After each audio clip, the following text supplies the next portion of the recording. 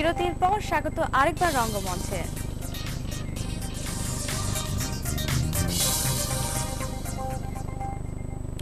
জাপানের টোয়ামায় 31 জুলাই থেকে শুরু হচ্ছে অষ্টম বিশ্ব শিশু নাট্যোৎসব।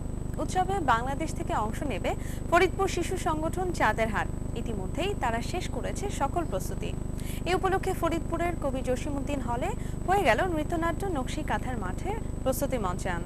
ফরিদপুর প্রতিনিধি শেখ মফিজুর রহমান শিপনের পাঠানো তথ্য ও চিত্র নিয়ে এই প্রতিবেদন। 20টি দেশের 35টি শিশু নাট্য দলের অংশগ্রহণে অষ্টম বিশ্ব শিশু নাট্যোৎসবে চাঁদেরহাট চিলড্রেন্স থিয়েটার মঞ্চায়ন করবে নকশি কাঁথার মাঠ নৃত্যনাট্যটি। পল্লীকবি জসিমউদ্দিনের রচনায় নাটকটির নির্দেশনা দিয়েছেন প্রসেনজিৎ পাল।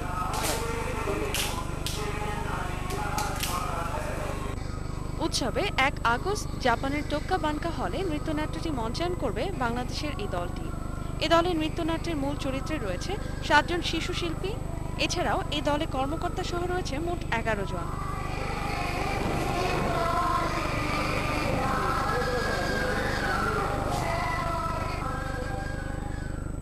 জাপানে ওয়ার্ল্ড ফেস্টিভ্যাল হবে আগামী 31 জুলাই থেকে 5 আগস্ট।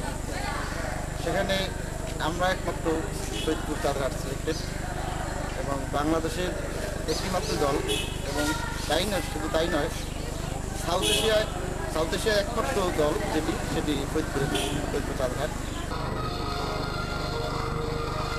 রূপাই সাজু, লাঠিয়াল, ঘটক, কথক সহ এই নৃত্যনাট্যের প্রায় 40টি চরিত্র থাকলেও কাজ করেছেন 7 জন খুদে অভিনেতা।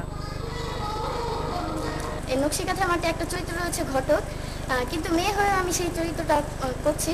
আমরা জসিমউদ্দিন নকশি কাঁথার মাঠ নাটকটি করছি। আমরা বাইরের দেশে যাচ্ছি, আমার খুব ভালো লাগছে। আমরা এই নৃত্যনাট্যটি অনেক সুন্দরভাবে উপস্থাপন করতে পারি এবং বিশ্বের দরবারে বাংলাদেশের সংস্কৃতিকে আরও তুলে ধরতে পারি।